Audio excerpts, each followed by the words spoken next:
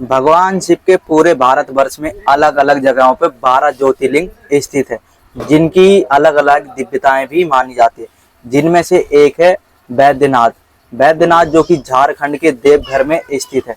कहा जाता है कि भगवान शिव के पूरे भारतवर्ष में अलग अलग जगहों पर प्राचीन मंदिर बने हुए हैं, जिनमें उनकी अलग अलग दिव्यता मौजूद है।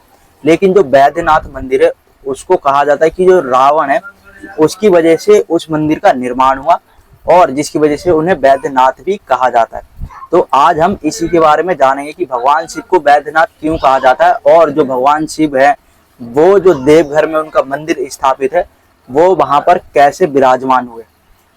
पौराणिक कथाओं के अनुसार कहा जाता है कि एक बार जो रावण था, वो भगवान शिव को प्रसन्न करने के लिए अपने जो 10 सिर होते हैं उनको एक एक करके चढ़ाने लग जाता है। अब जो भगवान शिव होते हैं, कहा जाता है कि वो रावण की भक्ति से बहुत ज्यादा प्रसन्न हो जाते हैं, और भगवान शिव जो होते हैं पहले तो उनके जितने भी सर होते हैं उनको वापस जोड़ते हैं, और वहीं से उनका नाम दशानन पड़ जाता है, जो हम रावण को दशानन भी कहते हैं। भगवान शिव जो कि रावण की भक्ति से बहुत ज्यादा प्रसन्न हो जाते हैं, और भगवान शिव उनको वरदान मांगने के लिए कहते हैं। तो जो रावण था वो कहता है कि भगवान, मैं आप ही को ले जाना चाहता हूँ, आप मेरे साथ लंका में रहना, और मैं आपकी पूजा करना चाहता हूँ। तो जो भगवान शिव थे, वो अपना प्रतिरूप जो कि शिवलिंग होता है वो रावण को दे देते हैं कि रावण, ये जो शिवलिंग है, अगर तुमने इसको कहीं रख दिया तो ये वहीं पर स्थापित हो जाएगा। जो कि भगवान शिव ने रावण के आगे ये शर्त रख दी थी। तो जो रावण था वो कहता है कि ठीक है प्रभु, मैं आपका जो शिवलिंग है इसको कहीं नहीं रखूंगा। तो जो रावण था वो भगवान शिव से उनका प्रतिरूप शिवलिंग लेके लंका की तरफ प्रस्थान करता है। तो अब कहा जाता है कि जो देवता थे वो बहुत ज्यादा चिंतित हो जाते हैं कि अगर रावण भगवान शिव को ही ले जाएगा तो भगवान शिव तो सिर्फ उसी की सुनेंगे, भगवान बाकी का क्या करेंगे, उनकी तो कभी सुन ही नहीं पाएंगे वो। तो जो देवता थे वो बहुत ज्यादा चिंतित हो जाते हैं, रावण जो कि शिवलिंग ले जा रहा था। अब वो क्या करते हैं, वो जाते हैं भगवान विष्णु के पास। अब जो भगवान विष्णु को वो सारी बात बताते हैं, और भगवान विष्णु से कहते हैं कि प्रभु, अब आपको ही सहायता करनी पड़ेगी। तो जो भगवान विष्णु थे वो क्या करते हैं कि वरुण देव से अनुरोध करते हैं कि जाओ और जो रावण है उसके मुख में और पेट में प्रवेश कर जाना, और उसको लघु शंका के लिए व्याकुल कर देना। रावण जो कि भगवान का दिया गया शिवलिंग ले जा रहा था, तो कहा जाता है कि जो भगवान विष्णु थे, उन्होंने जो गणेश जी थे उनको बाल स्वरूप में एक ग्वाला बनाकर रावण के पास भेज दिया था। और उस समय में जो रावण था, कहा जाता है कि वो पानी तो पीता, लेकिन उसको इतनी जोर से लघु शंका लगती है कि वो जो रावण था वो अपने आप को नियंत्रित नहीं कर पाता है, और जो उसके हाथ में शिवलिंग होता है वो एक ग्वाले को दे देता है, जो कि गणेश जी उस रूप में आए हुए थे। अब जो गणेश जी थे वो ये कहते हैं कि देखो, मैं अगर तुम्हें बुलाऊं और तुम जल्दी आ जाना, अगर तुम जल्दी नहीं आए तो मैं ये शिवलिंग यहीं रख दूंगा।